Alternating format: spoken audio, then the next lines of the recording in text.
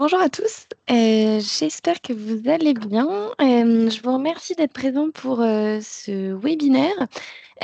Aujourd'hui, c'est un webinaire un petit peu spécifique puisqu'on a un témoignage de Aurélien de Crédit Pro sur l'utilisation de l'outil. Donc voilà, déjà merci beaucoup Aurélien pour ta présence. Et l'idée aujourd'hui, c'est un petit peu à l'image de nos webinaires récurrents, de partager des bonnes pratiques en fait d'utilisation de l'outil, qui là vont être centrées sur l'utilisation par Crédit Pro de la plateforme. Ce qu'on va faire aujourd'hui, c'est alterner en fait entre un petit support de présentation et concrètement vous partager l'outil. Euh, et du coup, hop, je vais pouvoir partager mon écran pour débuter un petit peu ce webinaire. Donc, comme je l'ai dit, c'est vraiment un retour d'utilisation sur l'utilisation des données Atometrix par Crédit Pro, notamment dans le cadre en fait de l'accompagnement dans l'obtention de financement. Peut-être Aurélien, je te laisse te présenter rapidement avant de commencer. Ouais. Merci Océane pour l'invitation d'abord. Donc moi, c'est Aurélien Théolas, donc je travaille chez Crédit Pro. Donc ça fait plus de 5 ans maintenant. Donc je vais vous expliquer un peu plus loin le déroulé de ma mission chez Crédit Pro et vous présenter notre entreprise. Merci beaucoup. Donc, comme je le disais, le webinaire aujourd'hui va s'articuler autour en fait de l'utilisation de l'outil par Crédit Pro et par Aurélien plus spécifiquement. Et les objectifs, c'est vraiment de partager des bonnes pratiques qui sont des pratiques concrètes d'utilisation pour que vous puissiez intégrer potentiellement l'outil dans vos cas d'usage quotidiens. Et pour vous donner quelques éléments de contexte très rapides, pour ceux qui ne connaissent pas Atometrix, en fait, on est une société spécialisée dans l'information économique et financière sur le tissu des petites entreprises. Et on travaille avec différents partenaires clés de ces petites entreprises, qui sont par exemple des banques, donc BNP ou la Banque Postale par exemple, des courtiers, donc Crédit Pro, et des chambres de métiers, chambres de commerce. Donc un petit peu tout l'écosystème en fait autour de l'accompagnement des petites entreprises. Et notre savoir-faire se trouve dans l'agrégation, le traitement et la transmission d'informations sur ce tissu économique pour pouvoir les accompagner au mieux. Euh, donc voilà pour Atometrix et je vais laisser Aurélien présenter Crédit Pro. Merci. Donc Crédit Pro, donc nous on est le premier réseau d'experts en prêt professionnel en France métropolitaine et en dom-tom. Donc aujourd'hui, on compte à peu près 75 agences sur le territoire, ce qui représente environ 150 courtiers répartis par région. Donc ce qui fait notre force, c'est que nous, on envoie à peu près 1600 dossiers de financement par an aux banques. Chaque courtier, du coup, a une connaissance vraiment étendue du tissu économique à l'échelle de son territoire. Nous, on accompagne du coup des créateurs, des dirigeants d'entreprise dans la recherche de financement. Donc que ce soit pour des créations d'entreprises, des reprises de fonds de commerce, des rachats de titres, des besoins de trésorerie ou même des acquisitions de locaux professionnels. Donc notre but premier, c'est vraiment d'avoir, nous, un dossier structuré et complet, ce qui fait partie intégrale de notre mission et de nos exigences chez Crédit Pro, ce qui permet aussi d'être assez réactif au niveau des retours bancaires. Donc nous, on se caractérise un peu comme le chef d'orchestre sur un projet parce qu'on est en contact à la fois avec les porteurs de projets, les experts comptables, les notaires, les avocats et les banquiers. Et on va un peu organiser tout le volet financement pour présenter un dossier solide aux banques. On a du coup aussi un outil métier exclusif à Crédit Pro qui permet du coup d'envoyer un dossier complet dématérialisé aux partenaires financiers. Et donc ça permet de gagner beaucoup de temps sur les retours bancaires. On a également du coup un service grand compte chez Crédit Pro en interne qui eux s'occupent principalement de l'accompagnement des franchises. Donc voilà, tu peux passer à la suite. Donc je vais vous parler un peu du coup de mon métier. Donc aujourd'hui, je suis responsable du pôle expert crédit chez Crédit Pro, donc qui est composé de 3 personnes. Donc on est premièrement un support technique pour nos franchisés Crédit Pro. Donc, on accompagne vraiment nos franchisés au quotidien sur le montage financier d'un projet, sur l'organisation du plan de financement, pour vérifier la cohérence d'un BP pour un projet, et plus concrètement sur la faisabilité d'un projet en général. On a du coup un accompagnement sur mesure sur chaque projet. Donc, comme je vous l'ai dit, nous sommes vraiment attentifs, nous, à chaque point sur un projet de financement, donc la cohérence du profil du porteur de projet, le niveau d'apport, la cohérence d'un emplacement, la cohérence des éléments financiers et la faisabilité. Et du coup, c'est grâce à Atometrix aussi qu'on vient appuyer un peu toutes ces données dans nos projets qu'on va présenter aux banques. Au niveau du coup du suivi et de l'optimisation des dossiers, donc comme je vous l'ai dit, on va passer 1600 dossiers par an. Donc on a une réelle expertise pour appréhender les montages financiers. Donc ce qui fait aussi notre force sur ce métier-là. On a aussi un volet formation où justement chaque personne qui rentre chez Crédit Pro doit suivre 2 semaines de formation, donc une semaine métier qui est organisée par nous et une semaine commerciale. C'est vraiment pour leur confier vraiment tout le savoir-faire Crédit Pro et toute la partie outils qu'on a en interne. Et forcément, ça passe par de la veille stratégique, donc sur tout point, que ce soit du juridique, du financier. Ça permet surtout d'anticiper les évolutions du marché et ça renforce surtout notre crédibilité auprès de nos partenaires.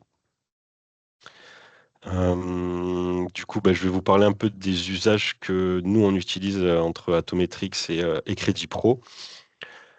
Donc, concrètement, Atometrix, ça permet vraiment de réaliser une étude vraiment très poussée sur un secteur d'activité bien précis, avec une localisation bien précise.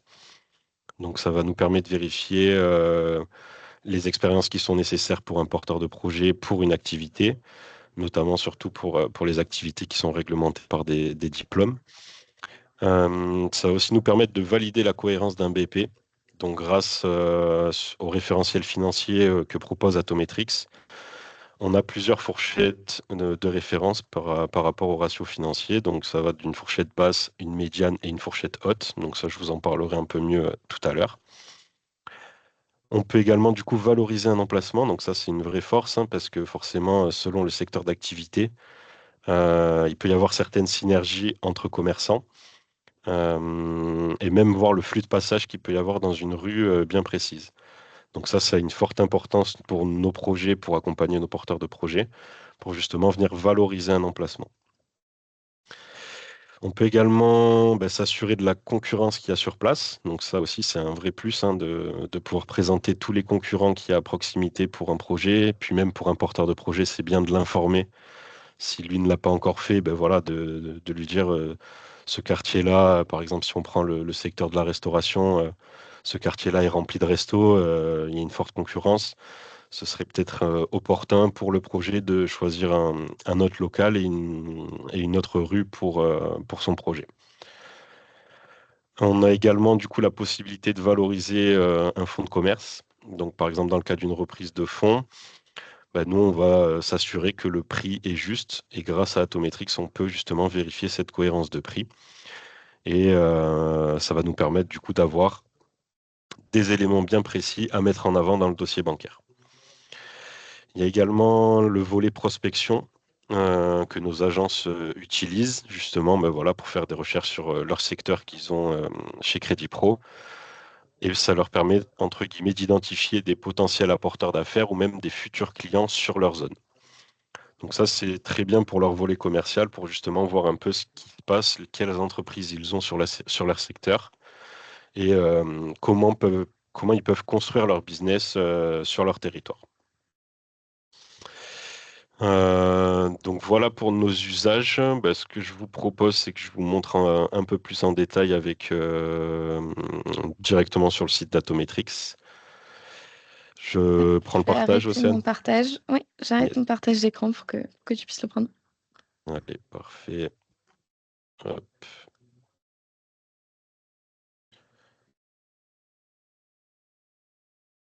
Vous voyez mon écran? On voit. Allez, parfait. Donc ça, c'est la page d'accueil d'Atometrix. Donc voilà, on peut faire une recherche par secteur d'activité ou par code NAF directement. Donc là, ce qu'on va faire, on va prendre la resto traditionnelle. On va ensuite indiquer une adresse bien précise. Donc, je vais prendre une adresse sur Montpellier parce que nous, on est basé à Montpellier. Hop. Donc voilà, une fois qu'on a mis un secteur d'activité et une adresse bien précise, on peut du coup accéder à l'étude de marché. Donc une fois qu'on a cliqué sur accéder à l'étude de marché, donc on a tout un ruban sur la gauche qui nous permet de naviguer dans les différents onglets, mais on a une première partie synthèse qui est très intéressante pour notre métier de notre côté, parce que voilà, on va avoir surtout les points clés qui nous intéressent. Donc une première partie sur les ratios financiers. Donc comme je vous l'ai dit, hein, ça c'est vraiment très pertinent pour vérifier la cohérence d'un business plan ou d'un prévisionnel, parce que voilà, on va voir tout de suite si les ratios que nous présente notre porteur de projet rentrent dans les clous de Atometrix. Et pourquoi ces ratios sont pertinents? Parce qu'on peut voir que dans le panel qu'on a choisi, il y a plus de 500 comptes qui sont analysés. Donc les ratios sont vraiment très pointilleux, très précis, et ce qui nous permet, nous, de valider les prévisionnels, ou justement de les modifier en conséquence. Donc sur cette partie, ce qui va nous intéresser, c'est le chiffre d'affaires, la marge brute, le nombre de salariés pour constituer ce chiffre d'affaires, le poids des charges externes en général, le niveau de BE qui est attendu, et la capacité d'autofinancement justement pour vérifier la faisabilité du projet. À la suite de ça, toujours sur le volet synthèse, on a la partie concurrence. Ah oui, ce que je vous ai pas dit, c'est qu'on peut faire des filtres. Donc voilà, si on veut comparer des régions, des départements, des intercommunalités, on peut également aussi cibler au niveau du chiffre d'affaires. Donc voilà, si on a des plus petits projets, par exemple, jusqu'à 500 000 euros, on peut faire nos filtres derrière. Donc du coup, ça va réduire notre panel qui est analysé, mais du coup, nos fourchettes vont varier. Et du coup, ça va nous permettre d'être encore plus précis sur le niveau de marge attendu, le poids des charges de personnel, tout ça. Au niveau de la concurrence, donc là, voilà, pareil, comme je vous ai dit, donc on peut voir directement où sont situés les concurrents. Donc moi, bon, j'avais mis cette adresse, mais on peut voir que la majorité des restaurants sont situés plus au centre. Donc, entre guillemets, ça serait peut-être un bon point si notre porteur ouvrait un restaurant dans la zone. À la suite de ça, on a toujours le volet des dernières ventes qui s'est passé sur ce secteur-là, avec du coup le nom de la société, l'implantation, la date de cession et le prix qui a été retenu. On peut également s'intéresser aux ventes immobilières dans le cas de reprise ou d'acquisition de murs professionnels pour une activité. Justement, par secteur, on va pouvoir voir les dernières ventes qu'il y a eu. Et donc là, on peut venir cibler ici local commercial, ce qui va nous intéresser.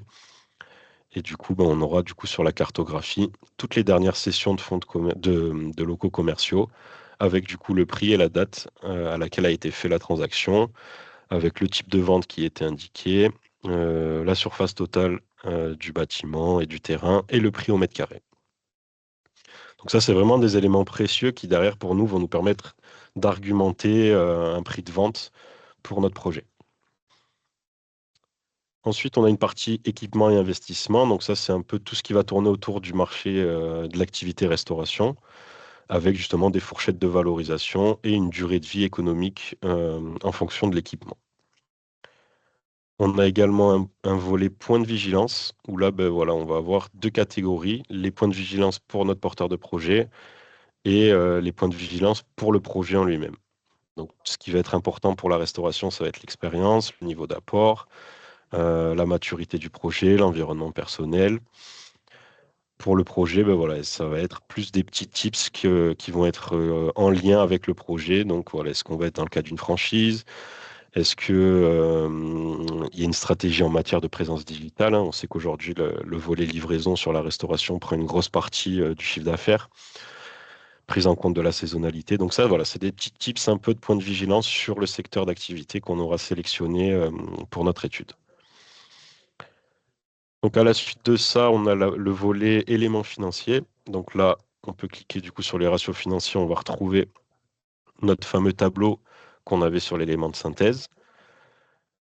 On a la possibilité ici de télécharger ensuite ces lignes-là. On peut aller jusqu'à du coup 50 lignes pour vraiment télécharger les comptes qui ont été analysés dans le panel. Donc ça, je vous en ai parlé. On va pouvoir voir aussi les taux de TVA qui s'appliquent à notre activité.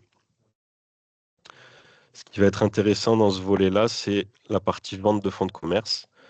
Donc là, on va pouvoir cibler toutes les dernières ventes de fonds de commerce qu'il y a eu sur le secteur. Donc on va avoir le prix, la date de cession, l'activité qui est en lien avec notre étude, l'adresse et le multiple de chiffre d'affaires qui a été retenu en fonction du prix de cession et du chiffre d'affaires réalisé par cette société. Et donc ça, voilà, on peut vraiment cibler secteur par secteur, naviguer sur la carte pour vraiment voir toutes les dernières sessions. Et on peut du coup cibler sur des années un peu plus récentes si on veut, voilà, par exemple prendre de 2020 à 2026. Et là, on va vraiment avoir les dernières sessions entre ces dates-là. Et pareil pour le prix, on peut varier. Si nous, ce qui nous intéresse, c'est une session voilà, autour d'1 million d'euros, autour de 500 000 euros. Donc, on va pouvoir justement affiner nos recherches. À la suite de ça, on a du coup les 10 transactions les plus proches de notre adresse, avec, comme je vous ai dit tout à l'heure, donc le nom de la société, la date de cession et le prix de la transaction. Donc, sur le même schéma, on peut télécharger toutes les sociétés qui ont été intégrées dans le panel.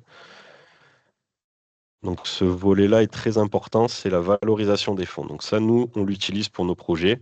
Et justement, grâce à Atometrix, tous les tableaux que je vous ai présentés, nous, on vient les intégrer dans notre note de synthèse pour les présenter aux banques. Donc sur le volet valorisation de fonds, ce qui va être intéressant, c'est d'avoir des éléments de référence pour des sessions. Donc une fourchette basse, une médiane et une fourchette haute. Donc là, on peut voir qu'il y a dans le panel 77 sessions entre 2012 et 2026 sur la commune de Montpellier. On a pareil la fourchette de valorisation, mais au niveau national en France. On a pareil pour le multiple de BE, donc sur la ville de Montpellier et au niveau national. Et donc nous, grâce à ce tableau et ces infos-là, on va vérifier la cohérence du prix de vente du fonds de commerce. Voilà, si nous, on est plutôt situé en fourchette basse, ça va être un élément qu'on va mettre en avant au banquier. En revanche, si on est en fourchette haute, ben là, on va devoir un peu argumenter le prix le prix de cession en fourchette haute pour justement donner le plus d'arguments au banquier. Ça peut passer par voilà, des investissements récents dans un fonds. Enfin, tous ces sujets-là, nous, on va les balayer. Et donc voilà, tous ces éléments-là, ça permet pour nous de venir valoriser un prix de fonds et de le mettre en avant dans nos notes de synthèse pour nos banquiers. Ensuite, on a la tendance des prix de fonds de commerce avec les prix médians. Et on a la possibilité de faire valoriser un fonds de commerce. Donc dans cette partie-là, on doit indiquer du coup notre chiffre d'affaires, notre BE, notre effectif total de notre société. Et à la suite de ça, on a hop, une petite estimation de la valeur par type de multiple. Donc là, on voit grosso modo, on se situe dans la médiane. Le prix de cession serait autour des 442 000 euros. En multiple de BE, on serait autour des 440 000. Donc grosso modo, notre valeur de société pour un resto qui fait 500 000 euros et 50 000 euros de BE doit se situer entre 430 et 440 000 euros. Hop, je vais retourner. Donc ça, c'est pour la partie vente de fonds de commerce. Ensuite, si on se situe sur une opération d'acquisition de murs professionnels, donc ce qui va nous intéresser, voilà, ça va être la valorisation du bien immobilier qu'on va racheter pour vérifier qu'on soit bien en cohérence avec ce qui est pratiqué sur le marché. Donc là, moi, j'avais seulement indiqué en type de vente local commercial, mais on peut voilà, s'intéresser au terrain, appartement ou maison. Mais vu que nous, on fait que du pro, donc on s'intéresse aux locaux commerciaux. Et pareil, on peut toujours faire des filtres pour réduire un peu et voir les éléments des dernières sessions les plus récentes. Donc ce qu'on peut voir, c'est qu'ici, voilà, vente d'un local commercial à 222 000 euros, ce qui nous donne un prix au mètre carré de 3 134. Donc on a toujours pareil, hein, une petite légende là pour justement se situer par rapport aux dernières sessions. À la suite de ça, on a le listing des 10 ventes immobilières les plus proches de notre adresse qu'on a indiquée pour l'étude. Et du coup, on va retrouver le type de bien, la totale surface qui a été cédée et le prix du coût de cession. Et derrière, on a la petite valorisation du prix par mètre carré. Donc nous, on va s'intéresser principalement à ce tableau-là, comme pour les fonds de commerce, mais cette fois, on va s'intéresser à ce tableau parce qu'on est en session de mur et on va venir valoriser du coup un bien immobilier par un prix au mètre carré. Donc en fourchette basse, on se situerait plus autour des 1460 euros, en fourchette haute autour des 3300 euros, avec une médiane autour des 2400 euros. Donc concrètement, ça va nous permettre nous, d'appuyer notre prix de vente et de le mettre en avant dans notre note de synthèse qu'on va présenter au banquier. Et donc on voit qu'il y a quand même 2200 ventes qui ont été prises dans le panel entre 2018 et 2025. Donc vraiment, les données sont vraiment bien précises et se reflètent réellement le marché aujourd'hui sur la commune de Montpellier. Ensuite, on a du coup dans l'intercommunalité Montpellier-Méditerranée Métropole et le prix au niveau national. À la suite de ça, du coup, on a l'évaluation des prix par mètre carré année par année, hein. Donc on voit qu'on est en hausse là depuis entre 2014 et 2025. Donc la petite particularité avec Atometric, c'est qu'on a aussi des petites interprétations sur le côté qui nous permettent l'appareil photo, ça va nous permettre de faire une copie écran de ce tableau-là. Ensuite, on a des explications additionnelles avec cette petite légende. Et on retrouvera toujours les sources qui ont été prises pour justement argumenter ces données. À la suite de ça, on va s'intéresser, nous, dans le cas, par exemple, si on a un porteur de projet qui reprend un fonds de commerce dans lequel il est en location de ses murs professionnels. Donc, sur le même schéma que la vente immobilière, on va s'intéresser du coup au loyer au mètre carré, le coût du loyer au mètre carré. Et donc, on peut voir que donc dans ce secteur-là, on se situe plus dans cette fourchette ici, alors que plus on va se rapprocher du centre, plus le loyer va être important. Et donc, on va se situer plus haut dans cette zone ici. Ensuite, sur la même base, on va retrouver du coup le coût du loyer par mètre carré par an en fourchette basse, médiane, fourchette haute. Et donc ça, pareil, ça va venir pour nous, pour valoriser justement un bail commercial en nous disant que le coût du loyer, en ramenant la surface au loyer annuel, on obtient du coup le loyer par mètre carré par an. Et on vient valoriser du coup ce loyer pour notre projet professionnel en disant, la fourchette se situe entre 160 euros le mètre carré jusqu'à une fourchette haute à 300 euros le mètre carré. Et donc, nous, en faisant nos calculs, on se situe dans cette fourchette-là. Donc, notre loyer est cohérent pour cet emplacement.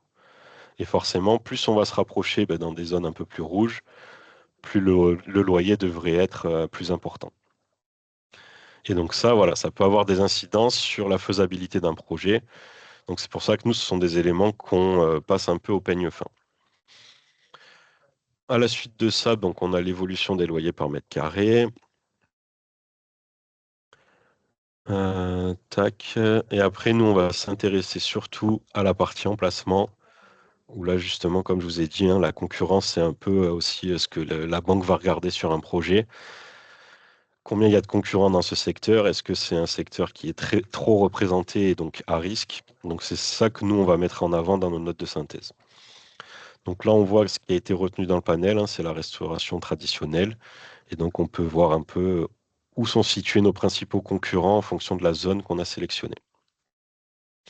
Concrètement, plus on va se rapprocher de ces secteurs-là où il y a beaucoup de concurrence, plus la banque va avoir des freins à valider notre projet. Donc on a toujours sur le même principe la synthèse des 10 concurrents les plus proches avec le niveau de chiffre d'affaires qui a été publié et qui est rendu public. On a la densité concurrentielle, donc le nombre d'entreprises par habitant, donc par quartier, pour la commune, pour le département et pour la France. Ce qui est intéressant aussi et ce qui est regardé par les banques, c'est le niveau de fermeture et de création du secteur du coup de la restauration. Donc là, on peut voir le taux de création et le taux de fermeture année par année. Donc ça, voilà, plus l'activité est à risque, plus il y a eu de fermetures récentes, plus la banque va avoir des freins pour aller sur le dossier. On a du coup un petit tableau qui synthétise un peu ce graphique avec les fermetures pendant l'année, les créations pendant l'année, l'impact des transmissions, le nombre d'établissements dans le secteur à la fin d'année et la croissance du nombre d'établissements du secteur. Donc pour ce schéma-là, nous, on va vraiment le regarder un peu au peigne fin parce que justement, plus il y aura de concurrence sur ce secteur d'activité que notre porteur de projet souhaite s'installer, plus le projet va avoir du mal à sortir en banque. Ou à contrario, s'il vient se différencier de la concurrence, justement, c'est des éléments que nous, on va mettre en avant pour la présentation du dossier. Ensuite, on va s'intéresser à l'environnement local. Donc, comme je vous l'ai dit, un emplacement, il y a des concurrents, mais il peut y avoir des synergies. Par exemple, pour de la restauration rapide, si on est installé à côté d'écoles, de lycées, tout ça, bah, ça va ramener forcément un flux de clientèle pour le projet. Donc, on peut sélectionner pour analyser le tissu économique local par code NAF, par code APE.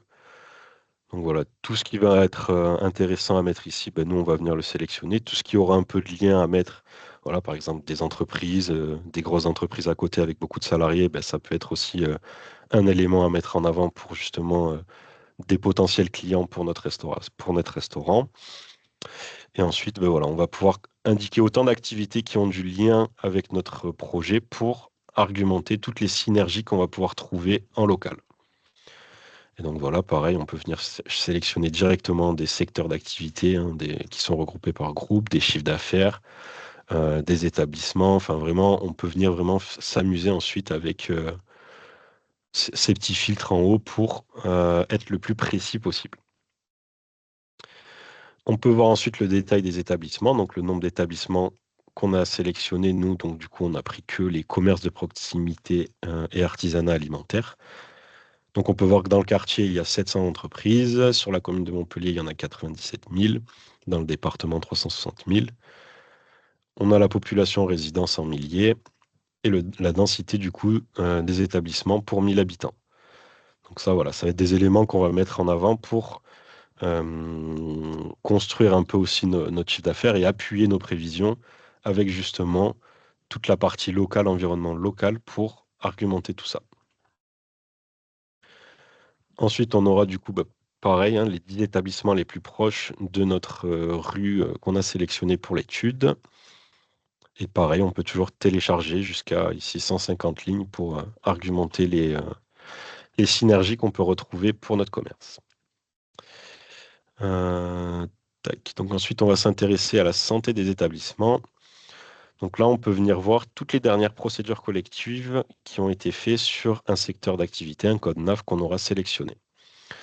Donc ça, c'est intéressant forcément pour notre porteur de projet et pour les banques, parce que voilà, plus il y aura de fermetures liées à une activité, plus la banque aura des freins à financer un projet.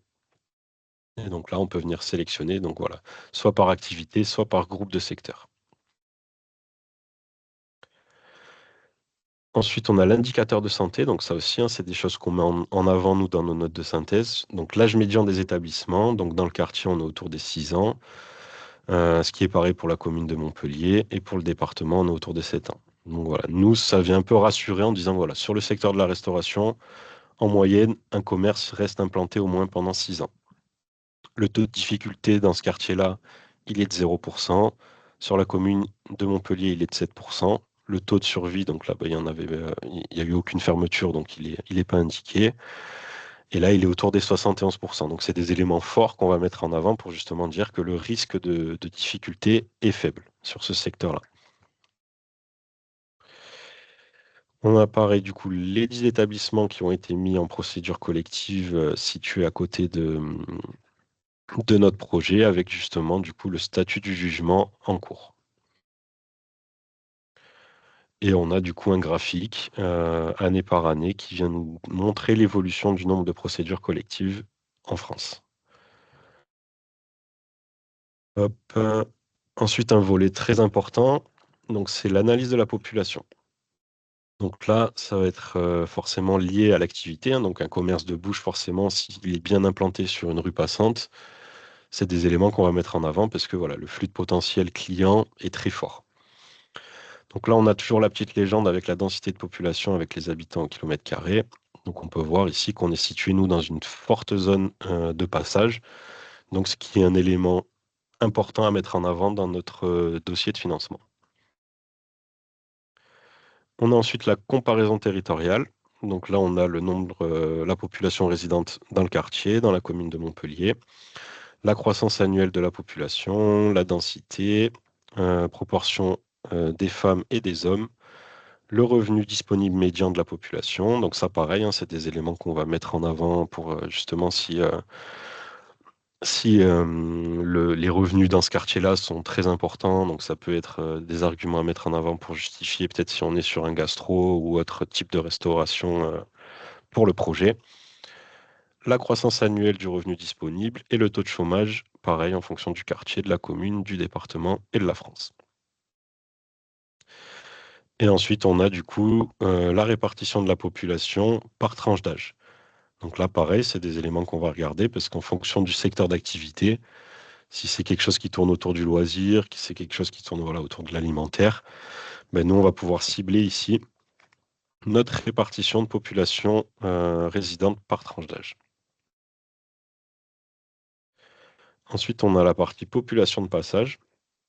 Donc ça, c'est très intéressant parce que ça vient vraiment cibler notre rue avec justement la capacité de flux de passage en fonction des zones.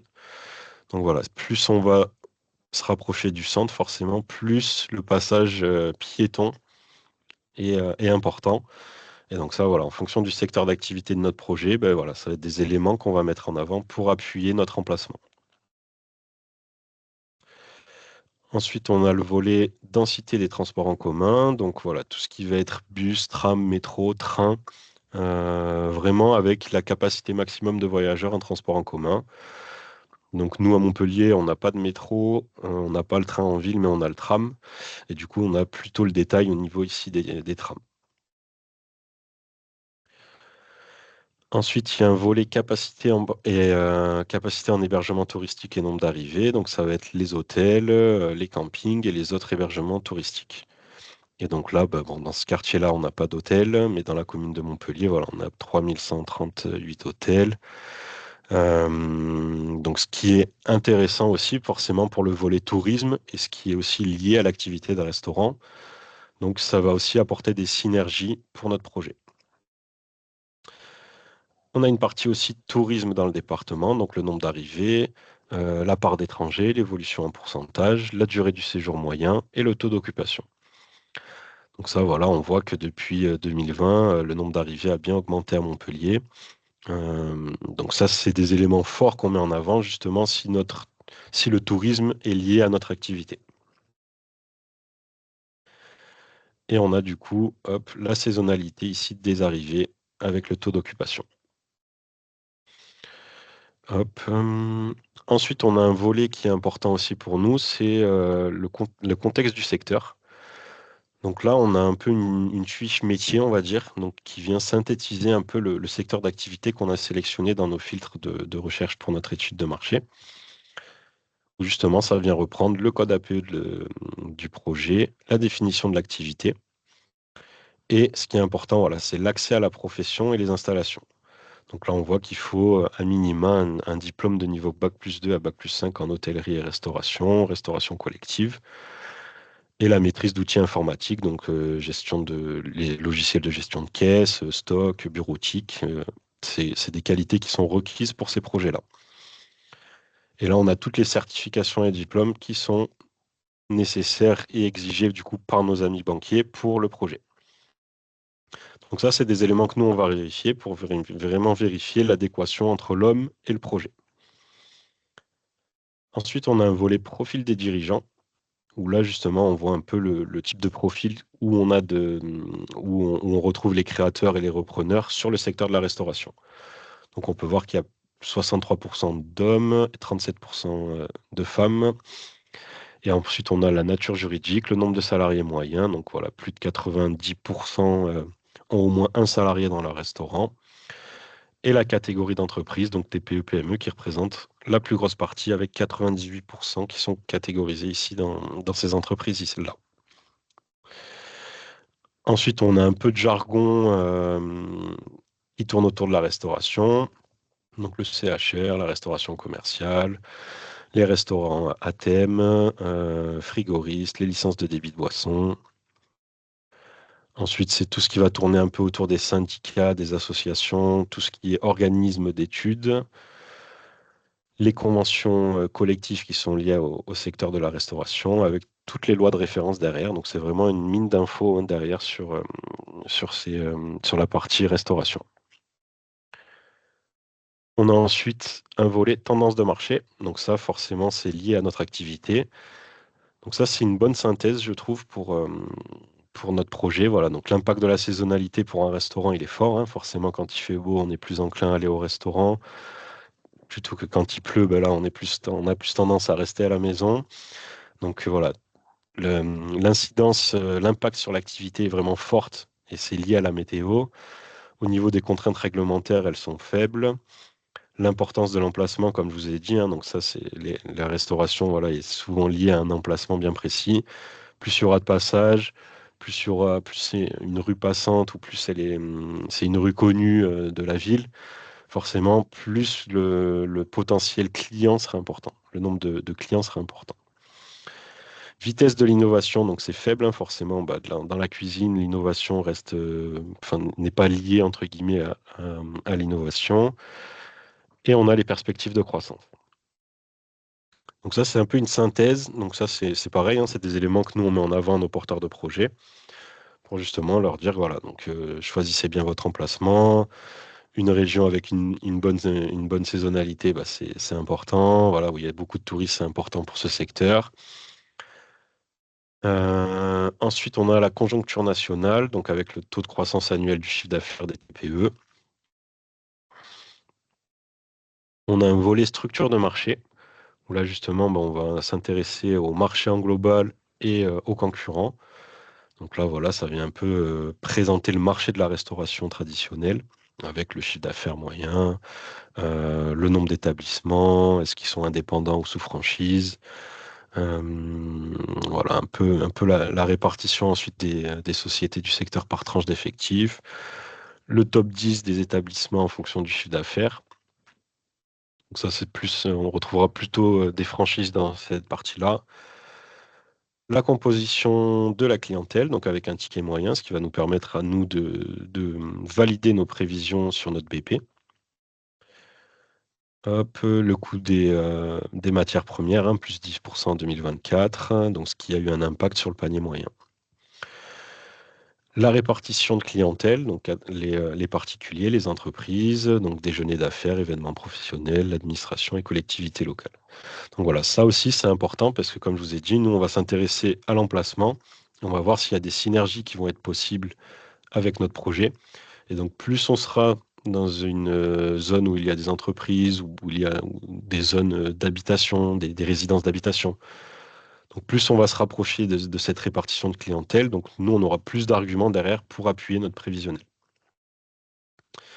Ensuite, on a un tableau qui vient nous présenter les déterminants de l'activité, donc les habitudes de consommation aujourd'hui. Donc voilà, diminution du temps de consacré au déjeuner, une nourriture plus saine et responsable, un bon rapport qualité-prix, la hausse de la consommation à emporter et en livraison, le développement du flexitarisme. Donc tous ces sujets-là, nous, on va les regarder et on va les mettre en avant en fonction du type de restaurant que notre porteur de projet a décidé d'ouvrir. Ensuite, bah, l'intensité de la concurrence. Donc ça, voilà, ça va être très très regardé, hein. La croissance des dark kitchens aussi, le développement des plateformes de commande en ligne, toutes les applications qui tournent aussi autour de la restauration, l'impact du climat social, les contraintes sur les coûts. Donc voilà, on sait que récemment, il y a eu des pénuries de main-d'œuvre sur le volet restaurant. Donc ça, c'est des éléments qu'on va regarder, que les banquiers vont regarder, et que donc nous, on va s'interroger et on va interroger surtout notre porteur de projet, savoir si aujourd'hui, il a mis en place son recrutement pour son futur restaurant. Technologie et innovation, donc voilà, digitalisation des réservations et des paiements, automatisation et self-service. Donc l'usage de l'IA pour optimiser les stocks et la gestion des menus. Réglementation et durabilité, donc voilà, toutes les normes sanitaires qui ont été mises en place, tout ce qui va être lié à la réduction des déchets, donc tout ce qui va être lié aussi au gaspillage. Donc voilà, plus on va être sur des produits locaux, des circuits courts, donc c'est vraiment des éléments, nous, qu'on va mettre en avant dans nos notes de synthèse pour présenter le projet. Et ensuite, un volet tendance où justement, ça va tourner un peu autour du responsable, du sain et de l'éthique, donc le bio, le vegan, les circuits courts, produits locaux, produits de saison, tout ce qu'on aime bien retrouver dans un resto, entre guillemets. La livraison à domicile, l'impact des plateformes digitales qu'il faut prendre en compte aussi dans le chiffre d'affaires global, hein, du restaurant. Les restaurants à thème, donc voilà, cuisinier devant le client, les restaurants monoproduits. Et le volet développement des franchises, où là, voilà, on va avoir plutôt des diversifications de concepts, des concentrations de réseaux avec des opérations de croissance externe, enfin vraiment toutes les tendances qui vont tourner autour du métier de la restauration. Donc voilà, concrètement, notre utilisation pour Crédit Pro de Atometrix, donc on utilise pas mal de données pour justement argumenter nos notes de synthèse, que ce soit l'emplacement, le prévisionnel, la valorisation d'un fonds, euh, les expériences qui sont nécessaires pour une activité. Et en plus de ça, on peut imprimer toute l'étude de marché pour justement derrière la présenter au porteur de projet. Donc on peut la télécharger en PowerPoint ou en PDF. On peut venir enlever toutes les parties qui vont pas nous intéresser pour justement avoir quelque chose de plus concis et plus précis à présenter à notre porteur de projet. Et ça, donc en quelques secondes, on peut télécharger notre étude de marché. Voilà, Océane. Donc je sais pas si vous avez des questions. Je te redonne le partage pour que tu puisses continuer. Oui. Hop.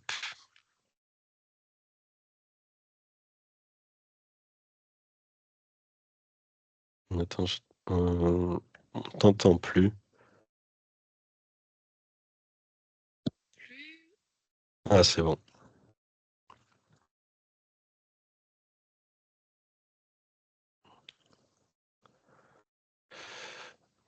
Attends, moi je t'entends plus. Je sais pas si c'est moi ou.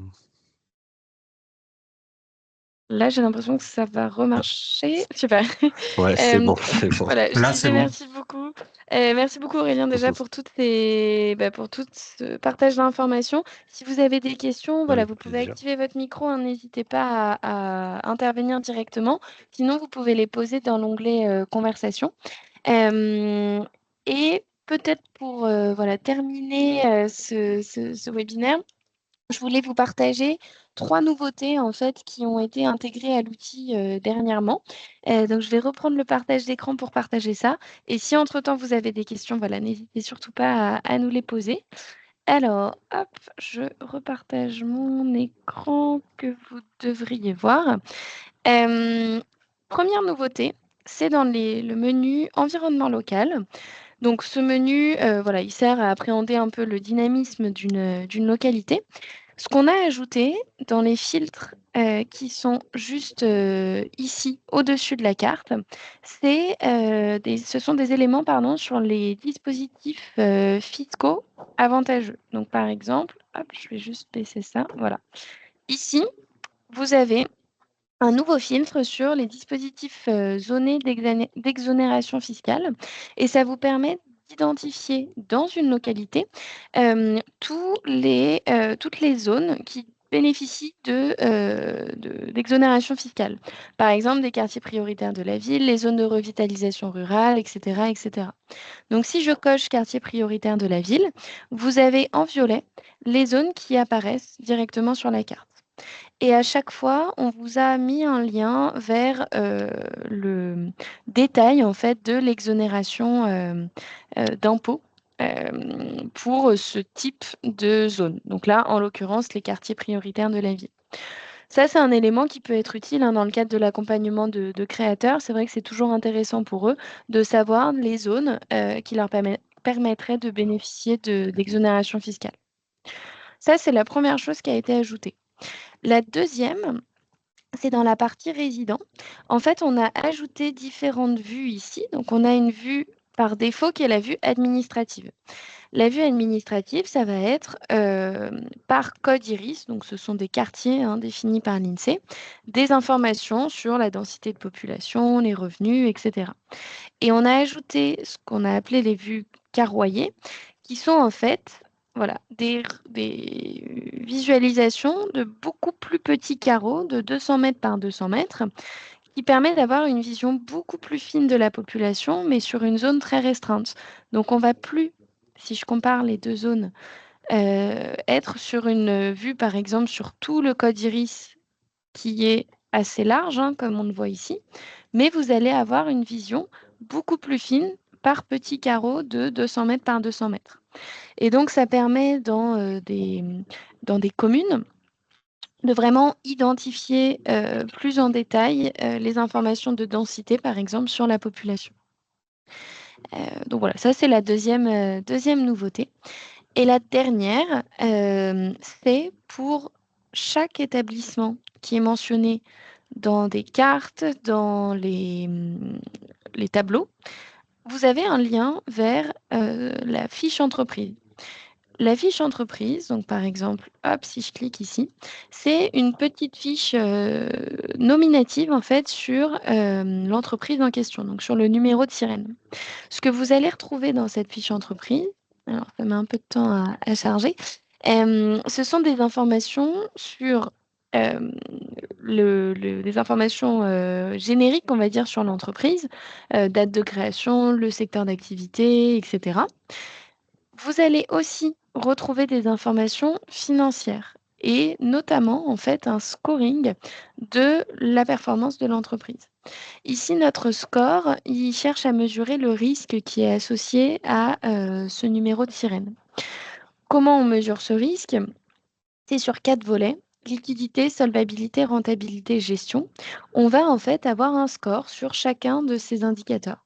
Ce qu'on va pouvoir faire, c'est suivre l'évolution de ce score dans le temps et surtout comparer en fait ce score au score du marché, donc à la médiane du marché. Là, par exemple, mon numéro de sirène, enfin celui que j'étudie, il a un score de 5,5. La médiane du marché a un score de 4,7. Donc, j'ai pas un risque supérieur, on va dire, au marché. J'ai même un meilleur score que le marché. Et en fait, ça nous permet, on a calculé des taux de défaillance par tranche de score. Là, dans ma tranche de score, un score entre 5 et 6, j'ai 0,3% de taux de défaillance, de risque de faire défaut. Si j'avais un score de 1, mon taux de défaillance pour les sirènes qui ont ce score est de 10,7. Donc ça permet vraiment de mesurer, sirène par sirène, le risque qui est associé, en tout cas le risque de défaillance. Et vous allez retrouver d'autres types d'informations hein, sur les établissements, les données financières nominatives, lorsqu'elles sont publiques évidemment. Sinon, on ne peut pas les afficher nominativement. Par contre, on est quand même en capacité de calculer un score. Et des informations, par exemple, sur les dirigeants. Ça peut être complété d'informations de contact, ici, comment contacter, où on va essayer de récupérer par exemple des LinkedIn, des emails, numéros de téléphone. Et donc ça va être utile notamment pour la prospection. Donc voilà un petit peu les nouveautés dont je voulais vous parler. On a la partie sur les zones à fiscalité réduite, la partie sur les données carreaux concernant la population résidente et les fiches entreprises qui vont être disponibles pour n'importe quelle sirène qui est mentionnée dans la plateforme. Voilà, c'était simplement un petit ajout pour vous tenir au courant des nouvelles fonctionnalités. Hop, si je reviens simplement sur l'appel, voilà, j'ai pas l'impression qu'il y ait de questions pour l'instant. Si certaines questions vous viennent un petit peu plus tard, Vous n'hésitez m'entendez? pas. Oui, on vous entend. Oui, je suis juste. Alors, merci pour le webinaire, il était très constructif. J'ai juste une petite question. J'ai zappé juste 5 secondes au moment où vous avez parlé de l'adéquation du profil personnel du dirigeant. Je crois que c'était dans le contexte du secteur et j'ai juste pas visualisé la manipulation. Est-ce qu'il est possible de la remontrer? Tu veux le faire, Ossane, ou je le fais? Comme tu veux. Il y avait le profil type du dirigeant et c'est juste les 5 secondes où je suis passé à côté de l'adéquation du profil Ouais, bah, du repreneur. je vous montre, ouais. Yes. Hop. Merci.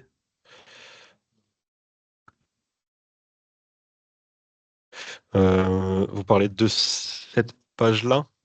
C'était de mémoire dans quoi contexte du secteur et il y Ouais. avait le profil du dirigeant type et il y avait le profil personnel du dirigeant, je crois, où on pouvait presque rentrer son CV, c'est pas ça? Au-dessus? Euh, Ah, où on voit l'accès à la profession? Ouais.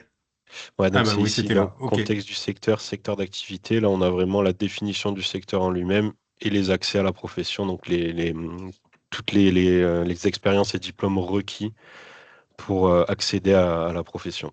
OK. Et après, une Merci. synthèse J'avais des pas vu. profils. Avec plaisir.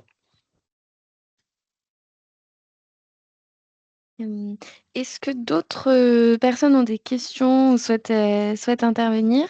Voilà, n'hésitez pas et sinon, si ce n'est pas le cas, voilà, encore un grand merci, Aurélien pour ta Mm. présentation et puis pour toutes les bonnes pratiques que tu nous as partagées et merci à tous pour votre présence. Le replay vous sera communiqué, voilà, après le webinaire et le petit support aussi de présentation. Hem voilà, merci à tous et puis encore merci Aurélien. Merci. Avec plaisir. Bonne Bonne journée. Au journée. revoir. Au revoir.